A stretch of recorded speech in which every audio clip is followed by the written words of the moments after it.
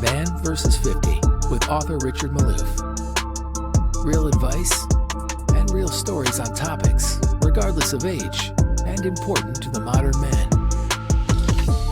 Now, here's Richard. All right, man. Howdy. How's it going? Good. How are you? Good. Good to see you. Good week? Yeah, good week. I missed you last week. Yeah, same. Yeah, it was... There's a lot going on. Yeah, there's a lot going on, but you liking the new studio? The new digs? I do. Yeah. Yes. Very, very comfortable, warm, Yeah, homey feeling. so nice. So nice. Yeah, I need to nice. make some changes, so... I think it looks good. But yeah, continuously evolving, so that's good. I missed the Longhorn, but that's okay. He's up there on the thing. Yeah. So Oh, sure enough, he's he still is. there. He's still watching us. So also today's a big day. Your wife's birthday. Yeah, tomorrow. Tomorrow. Tomorrow's the birthday, but celebration starts now. Yeah. So That's nice. Yeah. And my dad's birthday was earlier this week, so 76. Wow. Yeah. So her birthday's on Super Bowl? This year. This year, okay, yeah. And oftentimes, I mean, it's pretty close. But yeah. Any big plans?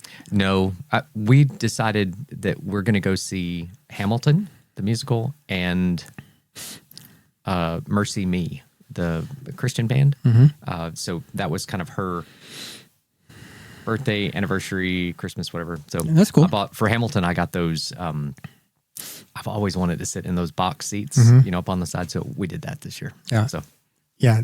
Like whenever there's like a weird movie, like an evil movie or something, there's like up in the box seats. Yeah, that's and right. They throw somebody off the box seat, right? I don't want that to happen. No, hopefully, no, it will not happen. We don't want that to happen. No. So Anyway, our plans are just later. When That's cool. when the shows come out. Yeah. And then you were asking me about subscribers of the show and things like that, and I was going to tell him, send a shout out to my brother. He's been watching all of our shows, which is cool. Very cool. He just had knee replacement surgery, It's got nothing else to do. so that's Got to sit there. I just can't imagine. I mean, that's tough. tough. But Yeah. supposedly he'll be back up and going in a few weeks. It's like That's not great. that bad. Technology now is so different than back when we were. You have these athletes tearing their ACLs Yeah. and all that, and they're back mid-season or something. It's That insane. used to be career ending. Yeah. So even the Achilles that was always like a biggest fear of mine, like playing sports Same. is Achilles. So Well, we watched that girl in the Olympics.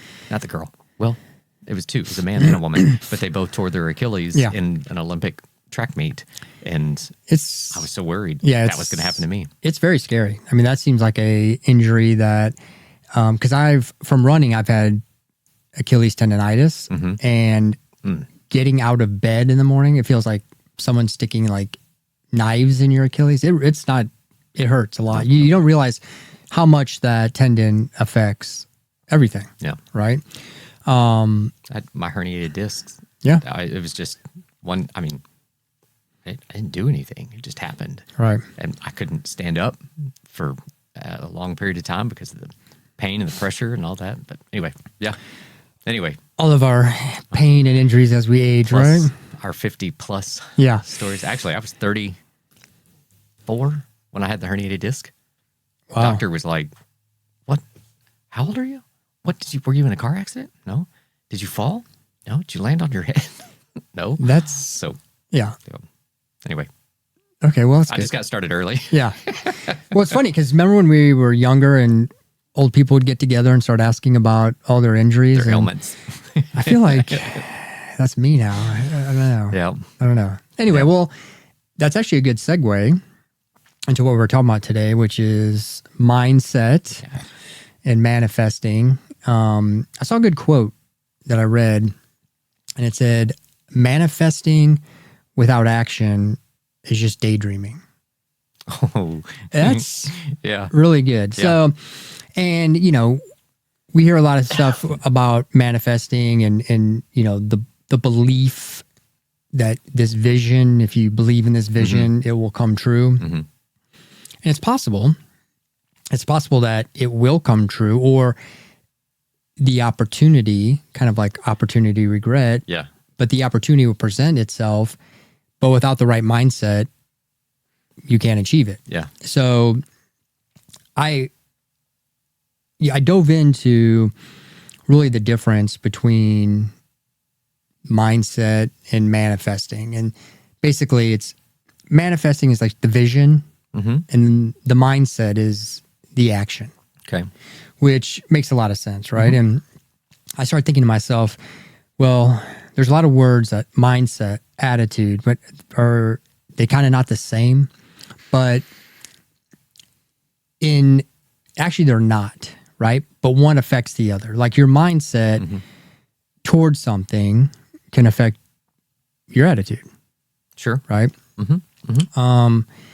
And I think out of anything, mindset to me is the most important thing. I mean, if it's behind the discipline of living life, I believe, I've been around a lot of different people that their mindset and their attitude kind of teetered toward negativity, right? And I'm sure if you took a deep dive into that, you would kind of see that basically whatever their mindset is about something is affecting their attitude in a negative way, which is causing this existence, right? And I think one of the things I've learned through researching a lot of this, and we've talked about this, is you really need to surround yourself with the right people. Yeah. Right?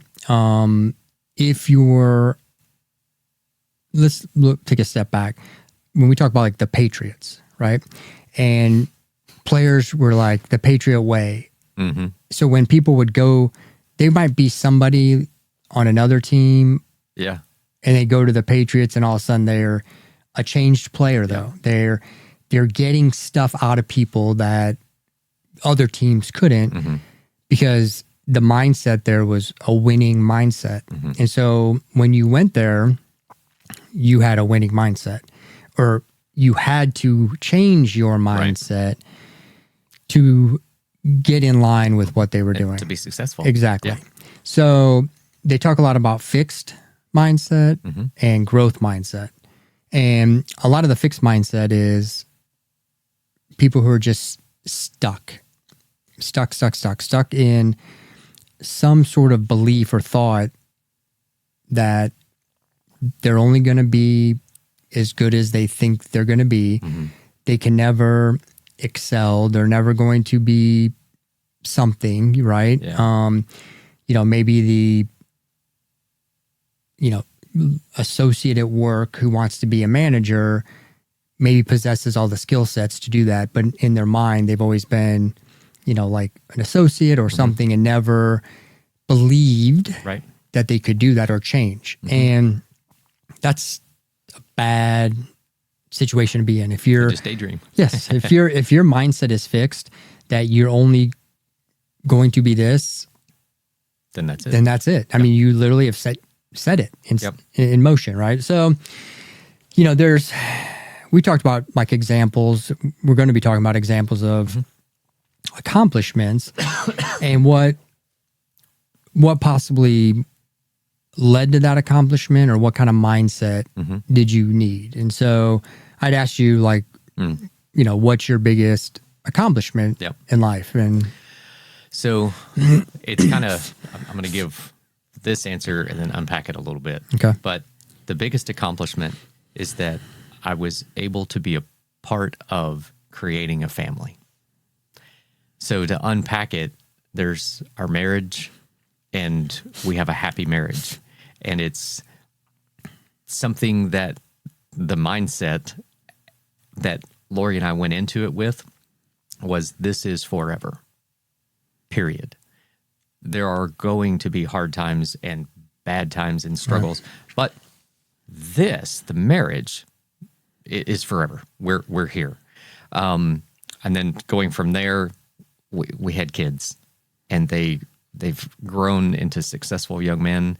From a spiritual standpoint, they've both been baptized. So that another huge kind of win in the book of accomplishments, of what did we do that kind of makes it all worthwhile. Like, get up in the morning.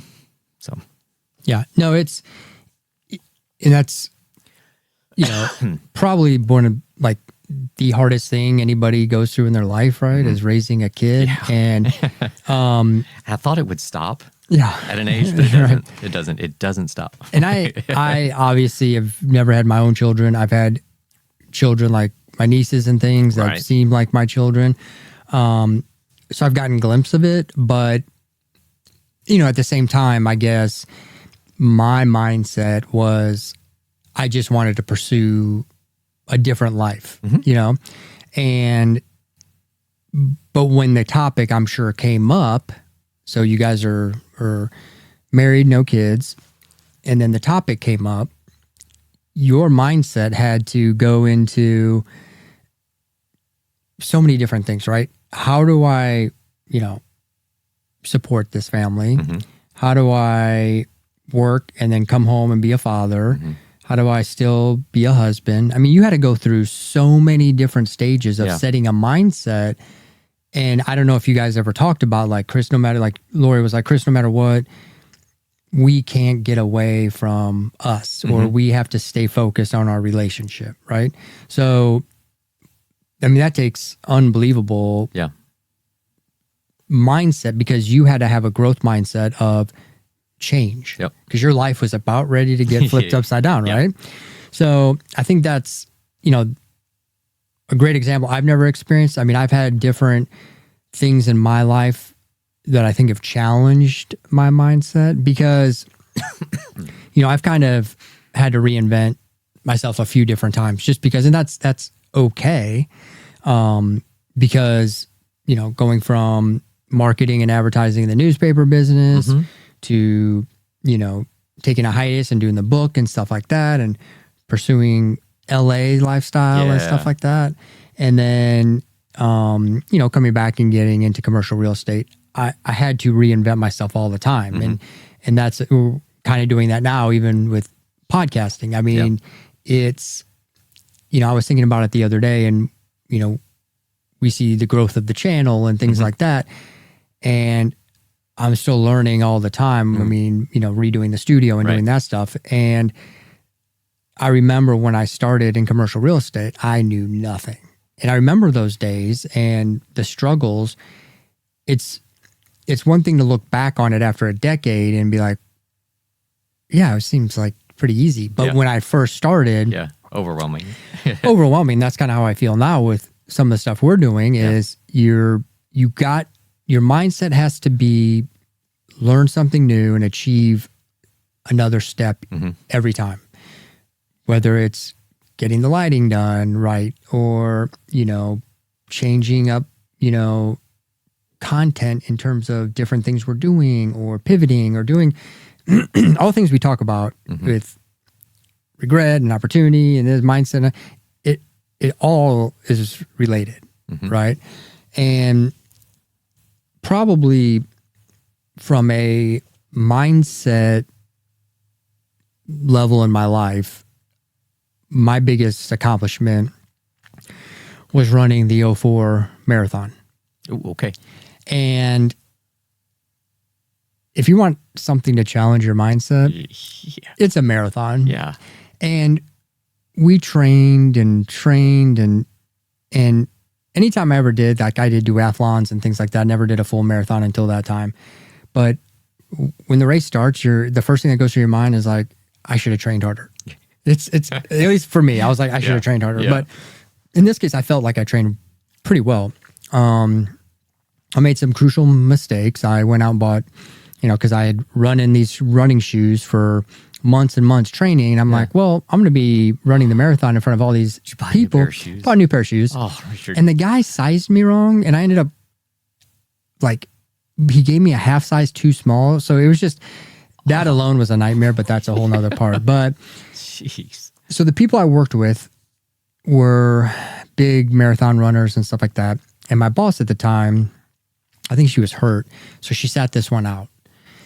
And so, I'm running the race and I'm, keeping a pace and doing whatever. And you start out like adrenaline all hyped up and you're just like, let's go. Right. And then, it starts to kind of set in, right? You kind of start to calm down a little bit and it kind of, okay, I'm getting in my pace. I got my breathing down, whatever. And so you're going and, like mile 1 to 9, you're like, okay, it's whatever. Yeah. And then 9 to 15, you're kind of like, okay, well, and then the fun starts, right? It is like your thinking and your mindset is constantly being challenged, right? Constantly being challenged. Does this hurt? Right. Should I stop? Right. And I'm not, going? Again, I was a basketball player. I was never a big runner. And some guys on my basketball team were like, hey, let's run a marathon. And I'm like, what? And I can't even run a mile. And then we just figured it out. And we were younger too. So we just figured it out. Yeah. But I remember getting up past mile 20. And the Houston Marathon is amazing. Yeah. Like there are so many people at every mile marker and along the way cheering you on, screaming, bands, everything. I mean, it is for the runners, it's an amazing experience. Yeah. And I'm so glad I did it, And I'm getting up there and it's like 22 and my body is like, we're good. Yep. We're good. Right. Like I'm done. I mean, at this point, I'm like a speed walker. I mean, I'm literally can't even. Yeah. It's like the lactic acid setting in. My body's like, I'm done. Pain. And the one strategy that I used was don't stop. Mm-hmm. Even if I'm fast walking, don't stop. Yep. Still move. Like if you need to grab a water, grab it and still move. Because the minute I stop, we're done. Done. Right? So I'm watching my time. I'm thinking to myself, and I'm literally, I just can't go any farther. I'm like done. I'm like, really? I'm going to give up at 23. I got 3 miles left, but I couldn't move my legs, it felt like. And there's a ton of people there. And all of a sudden, I hear this voice out of the crowd go, come on, Richard. It's mind over matter. Keep going. It was my boss from work. No way. I heard her voice out of anybody's and she just screamed, it's mind over matter. And it did something inside of me that I'm like, I can't just stop. I've got to finish this accomplishment. Thanks for watching Man vs. 50 with author Richard Malouf. Don't forget to subscribe.